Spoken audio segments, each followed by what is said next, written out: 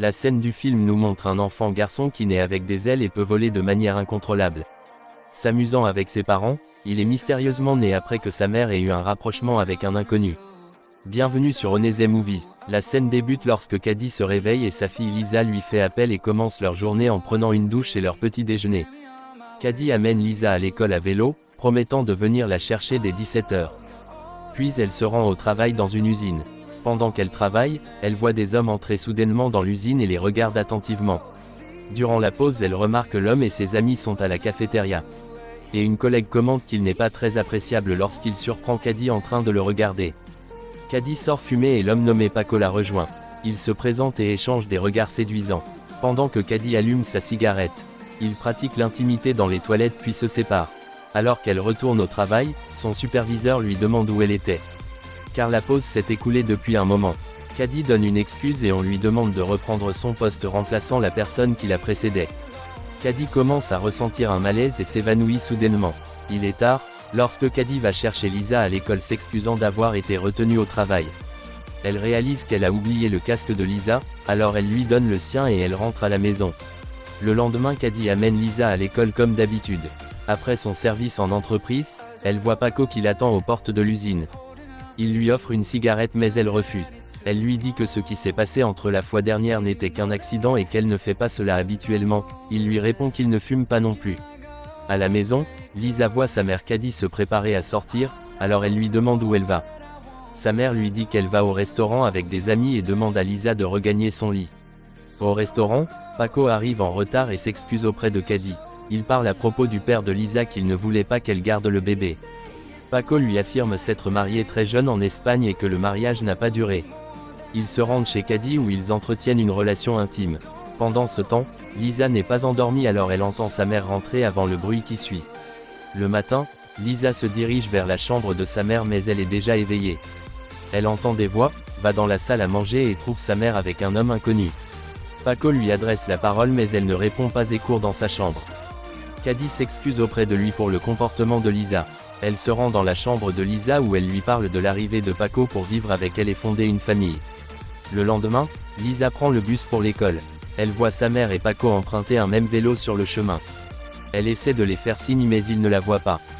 Un jour au travail, Paco est informé que Caddy a été hospitalisé. Tout porte à croire que Caddy a accouché. Paco demande à Lisa comment elle aimerait appeler le bébé et elle répond « Ricky ». Paco lui demande pourquoi elle a choisi ce nom. Et elle répond qu'elle ne sait pas. Le médecin leur dit que Caddy a eu un bébé garçon en bonne santé. Caddy et le bébé sortent de l'hôpital. Lisa montre à sa mère la chambre qui a été décorée et le berceau de Ricky y a été placé. Paco amène Lisa à l'école, et elle est déposée par le bus après l'école. Elle voit Paco parler à une autre femme devant leurs immeubles. Mais il ne la voit pas alors elle court à l'intérieur. À la maison Lisa demande à sa mère quand ils dîneront. Sa mère lui dit qu'elle doivent attendre Paco. Juste à cet instant, Paco arrive à son appartement et Caddy le questionne sur son absence. Il lui répond qu'il était avec quelqu'un alors elle lui demande pourquoi il ne lui a pas appelé plus tôt. Ils se discutent violemment ce qui fait pleurer Ricky. Mais les deux adultes sont en colère et laissent Lisa s'occuper de son petit frère. Dans la chambre à coucher, Paco demande à Lisa si elle est toujours en colère contre lui et elle répond par l'affirmative. Alors, il lui parle des difficultés au travail, elle lui dit qu'elle comprend la difficulté de payer les factures et le rassure que tout cela sera bientôt fini. Car elle reprendra le travail demain pour payer les factures. Ils règlent dès lors leurs différends. Le lendemain, Caddy débute le service laissant Paco s'occuper de Ricky. Il prépare son biberon en suivant les recommandations de Caddy. Lorsque Ricky commence à pleurer, il change sa couche. Mais il s'agite dans son berceau.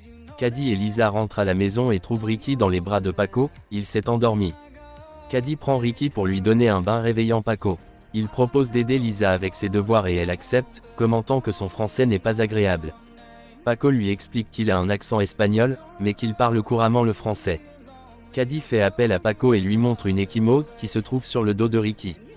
Elle lui demande comment Ricky s'est fait ça, mais il affirme ne pas l'avoir fait tomber dont il ne sait pas. Lisa les rejoint demandant ce qui ne va pas avec Ricky. Cette nuit-là, après que Paco soit parti pour le service, Ricky devient de nouveau agité. Caddy enlève son vêtement et trouve une autre échymose sur le dos de Ricky. Le lendemain Caddy confronte Paco dès son retour à la maison après son service. Elle pense qu'il a frappé leur fils, ce qui met Paco en colère, il ramasse ses affaires et s'en va. Caddy rentre du travail et demande à Lisa de surveiller Ricky de le sortir de son berceau pour qu'elle puisse le nourrir.